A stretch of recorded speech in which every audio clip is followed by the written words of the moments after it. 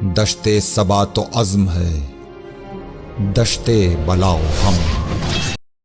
لیکن امام اور ان کے صحابہ کا حوصلہ کم نہ ہوا۔ انہوں نے دنیا کو دکھایا کہ حق کے راستے میں کتنا ہی ظلم کیوں نہ ہو، سر جھکایا نہیں جا سکتا۔ وفاداری کے چراغ روشن ہو رہے تھے۔ 3 محرم کے دن اہل وفا کے لیے آزمائش کا دن تھا۔ اس دن امام حسین علیہ السلام کے کئی صحابہ نے اپنے ایمان، محبت اور وفاداری کی تجدید کی۔ انہوں نے امام سے کہا، اے فرزند رسول، اگر ہمیں 100 بار قتل کیا جائے اور زندہ کیا جائے تب بھی ہم آپ کا ساتھ چھوڑنے کا سوچ بھی نہیں سکتے۔ یہ جذبہ، یہ وفا اور یہ عشق حسینی 3 محرم کو کربلا کے تپتے میدان میں روشن ہوتا دکھائی دیتا ہے۔ 3 محرم کے دن سے ہمیں کیا پیغام ملتا ہے؟ 3 محرم کا دن ہمیں یہ سبق دیتا ہے کہ جب حق و باطل کے درمیان معرکہ ہو تو سچائی کا ساتھ دینا ہمارا فرض ہے، چاہے حالات کیسے بھی ہوں۔ ہمیں حسین ابن علی کی طرح استقامت اور صبر کا مظاہرہ کرنا ہے۔ ہمیں چاہیے کہ ہم بھی اپنے کردار، قول اور عمل سے دنیا کو دکھائیں کہ ہم حسینی ہیں،